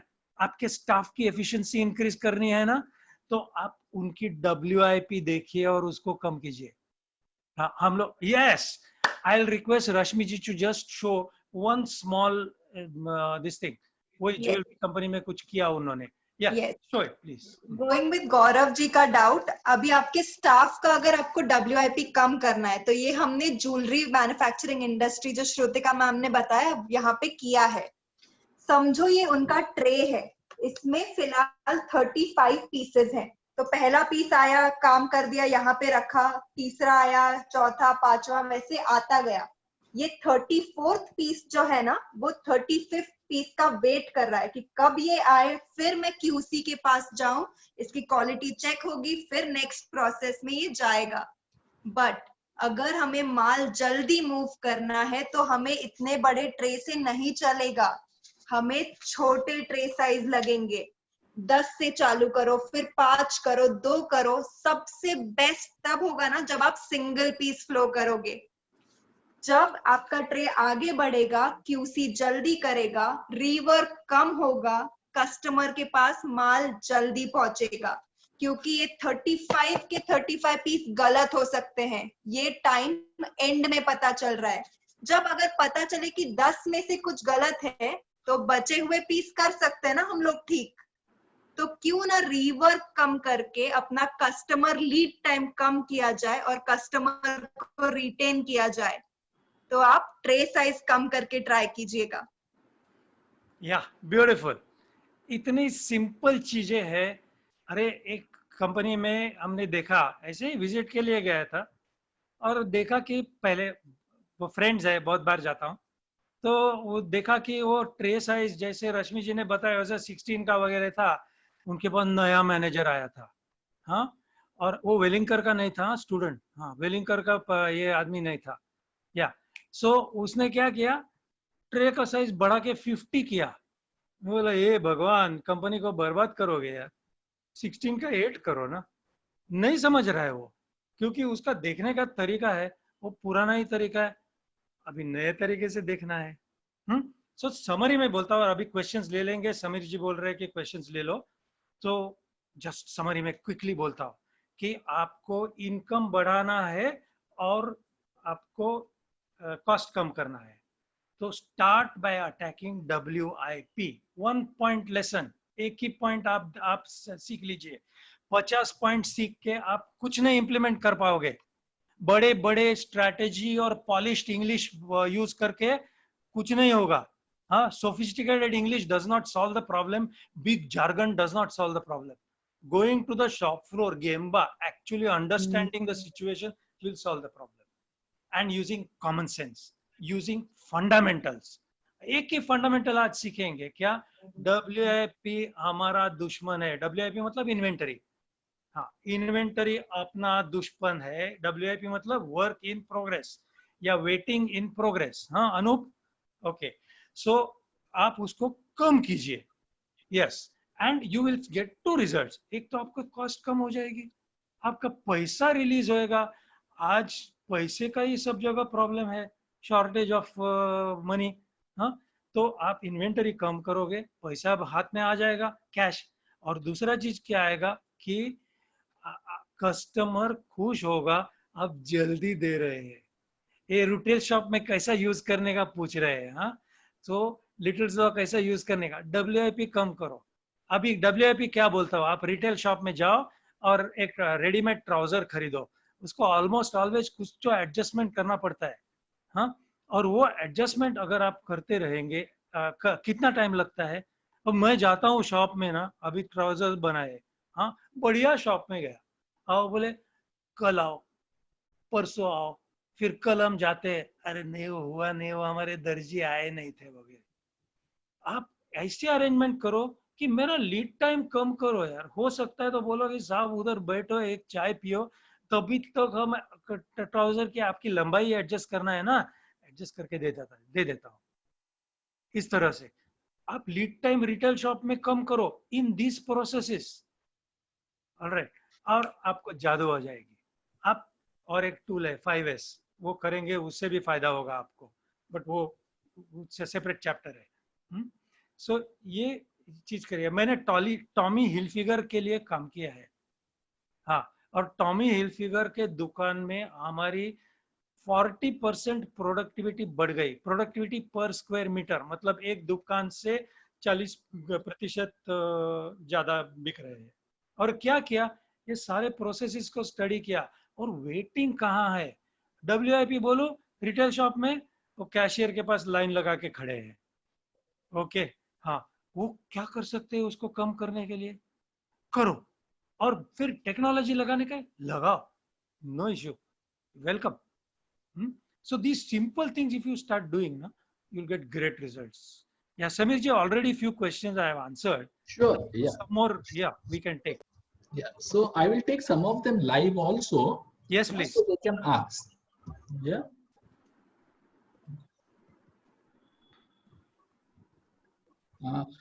Friends, I would request you to ask very specific questions. You know, somebody is not paying me money is not a question. We can't solve that in a webinar like this, right? There are reasons why people pay you or they don't pay you. So ask some specific questions so that the experts can give you the right answers. Yeah.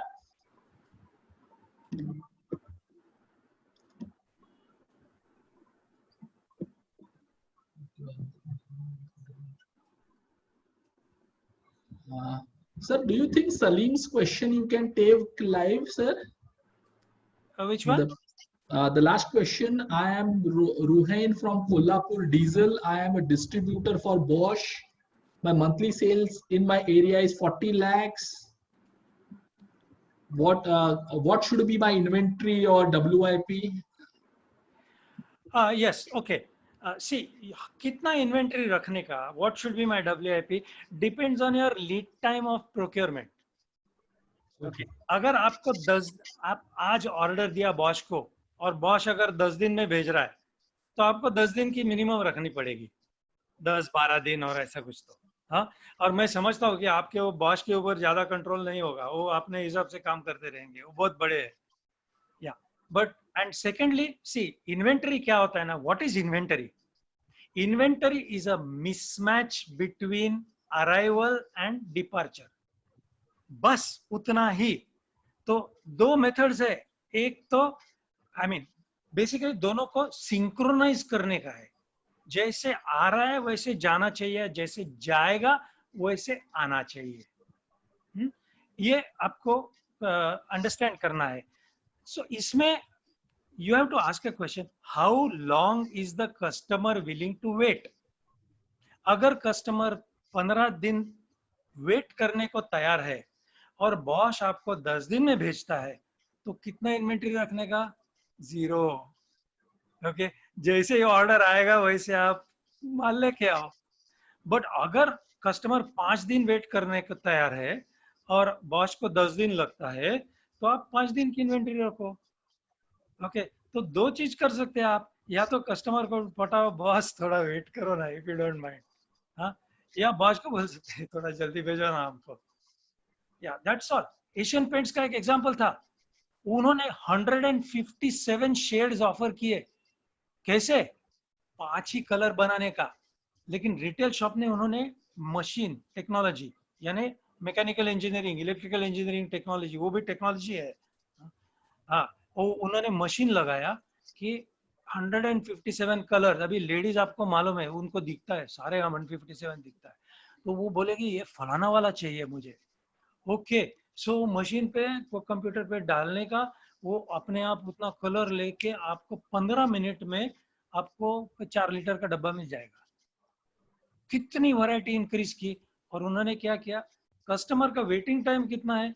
10 minute customer wait करने को तैयार है, boss आपको चाय पिलाता हो 15 minute wait करो। और ये टेक्नोलॉजी बनाई कि 15 मिनट के अंदर वो शेड बनेगी। अगर ये नहीं हो सकते थे तो उनको इन्वेंटरी रखनी पड़ती थी, कितनी शेड्स की, कितनी रखेंगे इन्वेंटरी। ओके, 150 तो पॉसिबल ही नहीं है। फिर आप 10-15 ऑफर करेंगे, customer will not be happy. You get my point? Yeah, so this is how it works.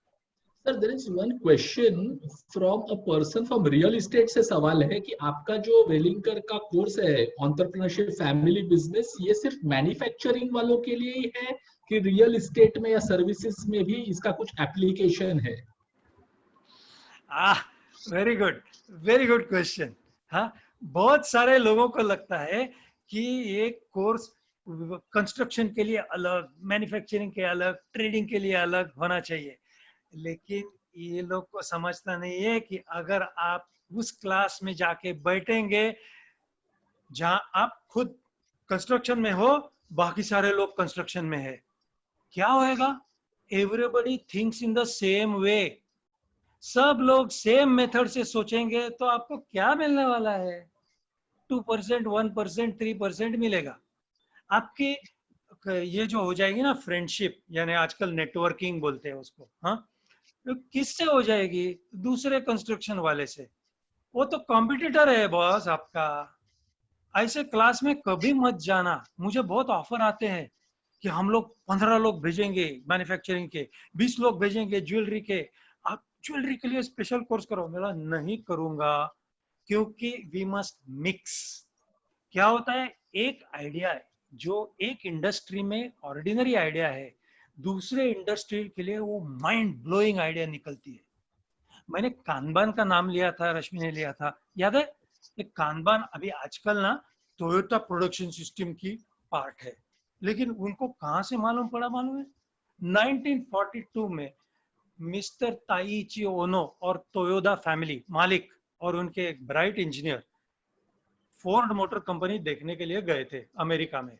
उन्होंने फोर्ड देखा, बेंचमार्किंग किया, लेकिन बेंचमार्किंग में एक गलत चीज करते हैं लोग, ब्लाइंडली कॉपी। वो बोले no copying, we will not copy, we will understand their system, it has flaws, it has defects, हम उसको सुधारेंगे और अपनी सिस्टम बनाएंगे। उस समय मिस्टर ओनो खड़े थे सुपरमार्केट में। हाँ, जापान में कोई सुपरमार्केट नहीं था, अमेरिका में देख रहे थे सुपरमार्केट, क्या हो रहा है? अरे यार, अभी 1 घंटे में 2 टूथपेस्ट, एक ब्रांड की 2 टूथपेस्ट और 3 साबुन गए। तो 1 घंटे के बाद ट्रॉली आती है और एग्जैक्टली जितना गया ना, 2 टूथपेस्ट और 3 साबुन रख दिए। ज्यादा नहीं रखे, ट्रॉली में ज्यादा होंगे, सब नहीं रखे, कम नहीं रखे। तो Taiichi Ohno was a genius. He said यार, ये तो रिटेल इंडस्ट्री में चल रहा है, सुपरमार्केट में चल रहा है, क्या मैं मैन्युफैक्चरिंग में लगा सकता हूँ? और उन्होंने सोचा हाँ यार लगा सकता है, 1 मिनट, मेरी जो असेंबली लाइन है जहां पर कार असेंबल हो रही है, असेंबली मतलब क्या, वो पार्ट्स को खा रहे हैं, ओके, कंजम्पशन ऑफ पार्ट्स। तो हर कार जो आ रही है ना, इट्स लाइक माय कस्टमर, वो एक बम्पर लेके जा रही है, वो एक लेके जा रही है, एक 2 वाइपर लेके जा रही है, वगैरह वगैरह। तो कितना रिप्लेस होना चाहिए, 10 कार आए तो 20 वाइपर गए, तो 1 घंटे में 20 वाइपर रिप्लेस करो। यस, राजन भट्ट ने लिखा है कि replacement based on consumer pull not push, 100% correct, absolutely.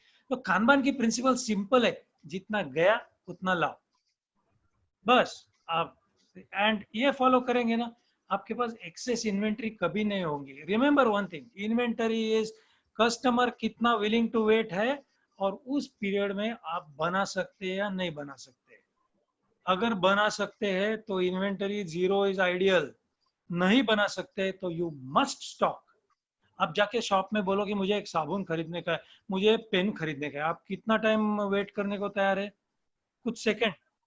तो मेरे को टेक्नोलॉजी नहीं है कि मैं पेन बना के दे दूं, तो मुझे स्टॉक रखना पड़ेगा। और अगर टेक्नोलॉजी है, एशियन पेंट्स का एग्जांपल, तो मैं स्टॉक नहीं रखूंगा। You understand? या लॉट ऑफ योर ताइशी ओनो तो बोलते थे इन्वेंटरी इज एन इवल। फालतू में इन्वेंटरी रखोगे तो ना, वो आपको प्रॉब्लम बढ़ेंगे। यस समीर जी।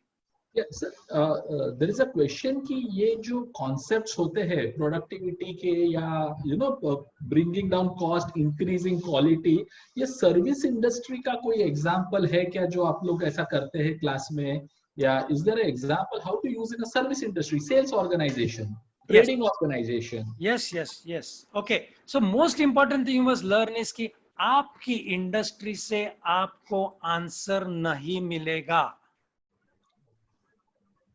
ये लोग एक्सेप्ट करने को नहीं तैयार होते।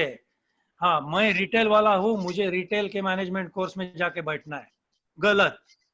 दूसरे के कोर्स में जाके बैठो, और वहां जो दिखेगा वो यहाँ पे इंटेलिजेंटली अप्लाई करो, you will have a competitive advantage, breakthrough आ जाएगा आपके हाथ में। Okay, so this is the important thing. Sorry, you had what was your question again? You were saying is there an example how we can use this Japanese management technique? So you get students, पूरे आपका जो class होता है वेलिंगकर में, अलग अलग industry से आते हैं, हर एक जन मैन्युफैक्चरिंग का नहीं होगा शायद, बिल्कुल नहीं। तो फिर उनको कैसे, मतलब उसमें ऐसे कोई एग्जांपल्स है अपने पास जो service industry, real estate, trading में यूज हुआ है ऐसा कुछ? यस, एक सर्विस का देता हूँ, एक ट्रेडिंग का देता हूँ। हाँ, श्योर सर। सर्विस का एक हमारा एक था निहार, उसका गाड़ी था, सॉरी नॉट गाड़ी, उसका धंधा था, उसका नाम था मीडिया, हाँ, कंपनी का नाम था मीडिया गाड़ी। और मीडिया के लिए आप लोग जो करते हैं ना समीर जी, आप ज्यादा अच्छी तरह से जानते हैं, क्रिएटिव आर्ट बनाने का वगैरह वो सब काम करते थे। हाँ, और जो इंडस्ट्री की सिस्टम है कि पहले जाके कस्टमर को पूछो कि आपको क्या चाहिए। सपोज एडवर्टाइजिंग के लिए आपको कुछ पोस्टर बनाना है या वीडियो बनाना है वगैरह, तो आपको क्या चाहिए, तो कस्टमर से सुन लेते हैं। एक आदमी है वो सेल्स में होता है, वो सेल्स वाला आदमी आके फिर अंदर बोल देता है। जो डिजाइनर होता है ना, वो कभी बाहर नहीं जाता है, वो डिजाइन बनाता है। हाँ, और फिर वो डिजाइन हम लोग थोड़ा कुछ, आजकल कंप्यूटर के हिसाब से डिजाइन जल्दी बनते हैं, ठीक है, बनाने के बाद वापस कस्टमर को पूछने का, कस्टमर बोलता है ये ऐसा नहीं, थोड़ा वैसा करो, ये करो, वो करो, ये बार बार इटरेशन होता है। ऑलराइट, एंड टाइम ज्यादा लगता है। और कस्टमर का आजकल क्या है, कस्टमर को पेशेंस नहीं है, आपको और मेरे को भी नहीं है। हाँ, हमको आज मालूम पड़ा ना, अब भी रिजल्ट चाहिए। तो कस्टमर का ये सोच रहता है कि मैंने अभी उसको बोला ना, और शाम तक नहीं हुआ क्या, ये क्या है। अच्छा, और जो सेल्स वाला आदमी आके बोलता है डिजाइनर को, उसमें डिस्टॉर्शन होता है, इसको चाइनीज विस्पर्स बोलते हैं। हाँ, आप एक बोलो और वही चीज दूसरे को बोलो, वही चीज तीसरे को बोलेगा वगैरह, तो ये सब ये होता है।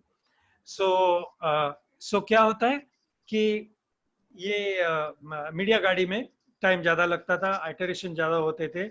उसने क्या किया, उसने मैन्युफैक्चरिंग से कॉन्सेप्ट उठाया। हमारे क्लास में ऑलवेज मिक्स रहता है। जिस दिन ओनली मैन्युफैक्चरिंग होंगे ना, मैं छोड़ के जाऊंगा, मैं नहीं चला सकता हूँ ऐसा क्लास। क्योंकि सब लोग सेम सोचने वाले हैं, तो क्या सोचने का है, उधर आके टाइम पास करने का है बस। हमको आपका पैसा लेके कुछ नहीं मिलता है रे, अभी सब हो गया हमारा, हाँ, लेकिन वैल्यू देने का आपको। So he got an idea from manufacturing, it is called cellular layout. Cellular layout मतलब डिपार्टमेंट मत बनाओ, डिपार्टमेंट को तोड़ो, और जो प्रोसेस सीक्वेंस है ना, वो प्रोसेस सीक्वेंस में लोगों को बिठाओ। He change the layout in his office. पहला ये किया कि डिजाइनर को सेल्स वाले के बाजू में बिठाया, ओके, ऐसा सेल्यूलर लेआउट बनाया। Second concept he used is called concurrent engineering. ये मैन्युफैक्चरिंग का कॉन्सेप्ट है, okay. He took that concept and he said कि नेक्स्ट टाइम कस्टमर के पास जाओगे ना, तो सेल्स वाले को जाना जरूरी है क्योंकि उसको बोलने को आता है, डिजाइनर को भी लेके जाएगा। हाँ, तो दोनों अभी ओल्ड थिंकिंग, पुराने थिंकिंग में क्या लगता है, अरे वो डिजाइनर का टाइम वेस्ट हो गया, वो ऑफिस में बैठेगा तो और 4 डिजाइन बनाएगा। नहीं, नया थिंकिंग, आप किसके लिए डिजाइन बना रहे हैं? For customer. तो आपने कभी कस्टमर से मिले हैं? नहीं, चलो मिलते हैं। और फिर कस्टमर जो बोलता है ना, वो डायरेक्ट समझ लेता है डिजाइनर। आज सेल्स वाला उसका काम करता है बराबर, वो भाव भी वगैरह सब बोलने का, और डिजाइनर को समझ गया, डिटेल में समझ गया, वो वापस आके जो डिजाइन बनाया फर्स्ट टाइम राइट, तो आइटरेशन बार बार बार बार चले गए। कस्टमर बोलते हैं हाँ यही चाहिए, ये एक बारीक सा मॉडिफिकेशन है, इतना करो, बनाओ। उसका धंधा बढ़ गया, इन्वेस्टमेंट कितना, जीरो। सिर्फ लोगों को अलग अलग ये किया, क्या जगह पे बिठाया, इन अ सेल, सेल्यूलर लेआउट किया, ओके। हाँ, और एक ट्रेडिंग का बोलूं, ट्रेडिंग का भी पता है, ये बहुत से लोग ट्रेडिंग और रियल एस्टेट से भी सर ग्रुप में है, सो कॉमन एग्जांपल भी चलेगा। हाँ, तो ट्रेडिंग का कहो ना, हमारा एक मीर सात्रा करके है, हाँ, जब भी हमारे क्लास में था ना 21 ईयर ओल्ड था, अभी थोड़ा 23 हो गया रहेगा, 24 हो गया रहेगा, हाँ। So Mir Satra was in trading of T shirt trading, Dadar में, हाँ, दादर में स्पेस का शॉर्टेज है, ओके। उसका ट्रेडिंग क्या था कि वो टी शर्ट बेचता था, रिटेलर्स को वगैरह भेजता था, और माल आएगा टिपिकली लुधियाना से या कहीं से, तो सप्लायर्स, वो खुद मैन्युफैक्चरिंग में जीरो, कुछ नहीं था उसका मैन्युफैक्चरिंग में, और उसका धंधा अच्छा चल रहा था, हाँ। सो वो सप्लायर्स को बोल रहे हैं अरे माल भेजो, मैं बेच सकता हूँ, और माल भेजेगा और बेच सकता हूँ। लेकिन सप्लायर बोल रहे थे कि हमारी फुल कैपेसिटी आपको दे दी है, इससे ज्यादा नहीं बनेगा। तो मीर ने डिसाइड किया मैं लुधियाना में जाता हूँ, एक कंपनी में, वहां गया, आज जोड़ा साहब मैं छोटा आदमी हूँ, आपसे उम्र से बहुत छोटा हूँ, लेकिन कुछ मैं पढ़ के आया हूँ, वेलिंगकर इंस्टीट्यूट में पढ़ा हूँ, फैमिली मैनेज बिजनेस कोर्स में, थोड़ा आपको कुछ बताएगा, ट्राई करेगा, चलेगा क्या? चलेगा ना, बोलो बेटे। हाँ, तो बेटे ने पहला राउंड लिया शॉप फ्लोर का, वो मैन्युफैक्चरिंग वाला आदमी नहीं है, वो ट्रेडर है, ट्रेडर, हाँ। वो राउंड लिया, और उसके एक चीज ध्यान में आ गया कि क्वालिटी कंट्रोल जो था ना, वो एंड में होता है, वो तो होएगा ही एंड में, और टिपिकली 1000 पीसेस बनाएंगे ना आप, तो 50 पीसेस 50 वर डिफेक्टिव, और उसके लिए एक रिवर्क का आदमी बिठाया था जो वो रिवर्किंग करके टिक करते थे। सो आप 1000 बनाएंगे ना, आउटपुट 950, और 50 के लिए 2 आदमी ज्यादा रखने पड़ेंगे। So he made a simple change, एक प्रिंसिपल उसने यूज किया, क्या? Quality at source. क्या किया उसने?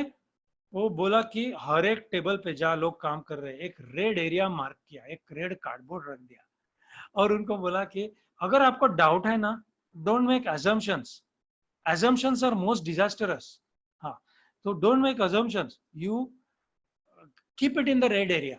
और क्वालिटी वाले को बोला, वो एंड में था ना, 2 जन थे, एक जन को बोला राउंड मारो, हर आधा घंटा एक राउंड मारो, और कुछ रेड में है तो पूछो क्या हो गया, उसको आंसर दे दो, so that person will do it right first time. Result 1000 में 50 जो थे ना, पहले 50 थे, वो 5 हो गए डिफेक्टिव, आउटपुट बढ़ गया, आदमी जो रिवर्क करता था फ्री हो गया, इस तरह से उसका आउटपुट बढ़ गया। या बेसिकली आप धंधा कर रहे हैं, हाँ, धंधे में आपको लिमिटेड ये करके नहीं चलेगा। मैं सिर्फ कंस्ट्रक्शन में हूँ, कंस्ट्रक्शन में आप जाके देखिए, बहुत सारा वेस्टफुल एक्टिविटी है।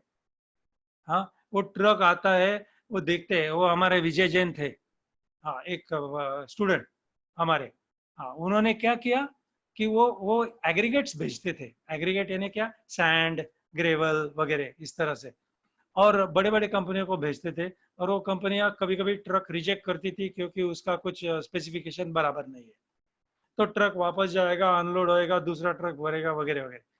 ही मेड अ मोबाइल लैब, तो लैब लेके उधर खड़ा रहा, किधर, वो रिवर में जहां से सैंड निकाल रहा है, ट्रक भर रहा है, हाँ, उधर ही चेक करने का कि स्पेसिफिकेशन से मीट होता है कि नहीं, और सिर्फ मीट होने वाले को आगे भेजने का, फटाफट उसका अनलोड होता था। Company said you are my preferred supplier, मैं आपको धंधा बढ़ के देता हूँ, correct, if possible, if you can give me assurance, मेरे को बाकी सबको भगाने का है, सिर्फ तेरे को रखने का या। सर एक क्वेश्चन अशोक भाई के लिए। अशोक जी, आप अनम्यूट कर सकते हैं थोड़ा? बिल्कुल। अशोक जी, बहुत सेकंड सीनियर जनरेशन, सीनियर लोगों से ये सवाल आ रहा है कि उनके नेक्स्ट जनरेशन, जो यंगर जनरेशन है, वो लोग फैमिली बिजनेस में आना नहीं चाहते, उनको उतना वो अट्रैक्टिव नहीं लग रहा है जो उनके पेरेंट्स के या अंकल्स के बिजनेसेस है। और क्या हो रहा है कि बहुत सारे बच्चे सर ये आईबी स्कूल में पढ़े हैं, फॉरेन कॉलेजों में पढ़े हैं, तो उनको क्या भी वो बिजनेस में वो अट्रैक्शन नहीं लग रहा है। तो आप क्या, ये बिकॉज ये बिजनेस ही फ्यूचर है, जॉब्स नहीं रहने वाले हैं, तो आप क्या सजेस्ट करेंगे सर, ये बच्चों को भी और वो पेरेंट्स को भी? तो ये क्वेश्चन आ रहा है, बहुत से कम्युनिटी क्वेश्चंस है ये सर। नहीं, देखिए, मैं आपके साथ सहमत हूँ, और मैं ये मेरा सबसे बड़ा 15 साल से पेन पॉइंट है कि जो व्यापारी का लड़का अगर अपने खुद के बिजनेस में या नया बिजनेस नहीं करेगा तो बाकी के लोग क्या करेंगे। और आने वाला जो समय है, व्हाइट कॉलर जॉब, एक जॉब होगा वहां लाख या 50,000 लोग हो गए। ब्लू कॉलर जॉब इजीली मिल जाएगा, लेकिन व्हाइट कॉलर जॉब नहीं मिलने वाला है। और दूसरी बात, अगर व्यापारी, बीइंग ए व्यापारी, मैं व्यापारी हूँ, व्यापारी का लड़का हूँ, एक मैं जॉब लेता हूँ तो 50 को मारता हूँ मैं। अगर मैं खुद अपना स्टार्ट करूंगा धंधा तो 50 लोगों को नौकरी दे सकूंगा। अभी ये जो प्रॉब्लम है, इसमें 2-3 रीजन है। एक रीजन ये है कि unfortunately, I am sorry to say, but आजकल जो कॉलेजों में जितना पढ़ाया जाता है उससे ज्यादा डराया जाता है, तो मेंटल ब्लॉक हो जाता है लोगों का, और 5 आंकड़े वाली नौकरी और सैटरडे संडे ऑफ वाली जॉब के लिए वो जा रहे हैं, ये मैंने देखा है। और दूसरी बात कि बचपन से जब ये अप ग्रोइंग होता है, जब से बच्चों का, तो धंधे की बुराई करते हैं माँ बाप घर में। मतलब फादर जो है कि धंधे में जो प्रॉब्लम है वो प्रॉब्लम घर तक लेके आते हैं, और बच्चे को यही लगता है कि यार मेरे धंधे में प्रॉब्लम ही प्रॉब्लम है, कोई ग्रोथ नहीं है, ये नहीं है। अच्छा धंधा चलता होगा तो भी उसको ये करते हैं, और उसकी वजह से ये मानस बन जाता है लोगों में कि भाई अभी अपने धंधे में जाने जैसा है नहीं, यहाँ तो रिस्क ज्यादा है, ये है, और पढ़ाया भी ऐसा जाता है, ये सब की वजह से। और तीसरा वजह मैंने जो इन्वेंट किया है वो खास ये है कि जब ये स्कूल में होते हैं बच्चे, तभी उनको इतना पैम्पर्ड किया जाता है। स्वावलंबी जो बनाने की बात होती है ना, उसके विपरीत उनको इतना पैम्पर्ड करते हैं कि वो पानी मांगे तो दूध देते हैं, ये करते हैं, उनको कहीं भी जाने को नहीं देते। मैं तो ये कहूंगा कि आपके बच्चे 5 साल या 6 साल के, उनको उनका काम करने दो, उनका खुद का काम करने दो, उनको जो है सब हाथ में देना बंद। हमारे जमाने में क्या होता था, एक पेरेंट्स के 3, 5, 10, 12, 15 बच्चे होते थे, तो सबको अपना अस्तित्व टिकाने के लिए शुरू से संघर्ष करना पड़ता था। और संघर्ष की वजह से हम लोग जो जब यंग एज में आए, तब सब दुनिया का हर एक संघर्ष झेलने के लिए शक्तिमान थे, या मेंटली शक्तिमान थे और फिजिकली। जब आज का बच्चा क्या है, हम दो, हमारे दो में से अभी हम दो, हमारा एक, वो सिचुएशन आई, उसको इतना मतलब ओवर प्रोटेक्शन में रखते हैं कि उसका कॉन्फिडेंस लेवल वो बढ़ने नहीं देते, और जो बाकी की कसर है वो स्कूल कॉलेज पूरी कर देते हैं। बी स्कूल या फैमिली रन स्कूल की बात अलग है, बाकी स्कूलों में जितना पढ़ाया जाता है उससे ज्यादा डराया जाता है, और ये वजह है। तो उसकी वजह से क्या है कि बच्चे जब भी अपग्रोइंग होते हैं, अभी देखो एक छोटी चीज बताओ कि उसको 200 रुपये की चीज चाहिए, तो 200 रुपये की चीज तुरंत नहीं लाके दो, उसको वेटिंग कराओ, थोड़ा वेटिंग कराने के बाद उसके पास एप्लीकेशन ले कि ये तू कभी वापस मुझे देगा 200 रुपये, बड़ा हो गया, ये गूगल में सेव करके रखो, आप देखो इसका रिजल्ट आपको मिलेगा। बच्चों को बैंक में ले जाओ, उसका सब्जी लेना है, उसकी चीज कुछ लेनी है, लाइन में उसको खड़ा करो, आप खड़ा मत रहो। ये सब ट्रेनिंग देंगे तो आपके बच्चे आपके बिजनेस में आने, क्योंकि उसका जिगर खुलेगा। मतलब भणतर, हमारे में गुजराती में बोलते हैं भणतर छे पर गणतर नहीं। आज गणतर की सबसे बड़ी शॉर्टेज हो गई है, और मैंने जो फाइनेंस लिटरेसी की वो भी इसमें ही आती है। आप देखिए कि 300 ये धारावी में ब्रांड की, बड़ी ब्रांड की जींस 300 रुपये में बनती है, और वो अपना लेवल वगैरह 2000 में बेचता है, और हमारे बच्चे वो ब्रांड की लेते हैं, वो नहीं देखते कि इसकी इक्विवेलेंट 300 रुपये में। ये फाइनेंस लिटरेसी बचपन से डालेंगे तो ये सब चीज अपने बिजनेस में आने को आप प्रोत्साहित कर सके। सबसे पहले आप घर में जाएंगे, घर के मेंबरों को अपना बिजनेस क्या है क्या नहीं है उसकी जानकारी टाइम टू टाइम दे, अपने बिजनेस में अच्छाइयां है वो उनके सामने पेश करेंगे, तो बच्चों को भी प्रोत्साहन बचपन से। ये क्या है, बचपन से 7-8 साल का होता है तब से ये सुन के अपना मन बना ले अपने को नौकरी में जाना है, ये वजह है। और तीसरी बात जो मेन इम्पोर्टेंट है, जब भी बच्चे आते हैं बिजनेस में तो अपने तरीके से उनको काम करने को स्वतंत्रता नहीं मिलती है। ये कर वो कर, ये कर ये नहीं कर, वो नहीं कर, उनको एक्सपेरिमेंट करने का देते नहीं है, उसकी वजह से भी बच्चे नहीं आते हैं। बच्चे को अपने धंधे में आना है, ठीक है, नहीं आना है तो उसको दे दो कि एक्स अमाउंट 5 लाख रुपया या 1 करोड़ रुपया कि ये तो तेरे को जो ठीक लगे तू कर, और तोटेगा तो वापस एक्सपीरियंस जो मिलेगा वो तेरे काम आएगा। ये करके आप देंगे तो बच्चे बिजनेस में आएंगे। ये मेरा खुद का जो ऑब्जर्वेशन, इसमें 15-20 साल से इस पे काम करता हूँ, और मेरी जो बुक है वो भी फोकस इस पे ये द विनर के, मेरा जो पेन पॉइंट था वो मैंने पेन डाउन करके बुक में डाला है। Very nice. क्योंकि क्या वो कॉर्पोरेट जॉब का अट्रैक्शन थोड़ा अलग होता है, बट फ्यूचर बिजनेस में जॉब में आप वही सैलरी लोगे और थोड़ी सी बढ़ेगी 10-12 सालों में।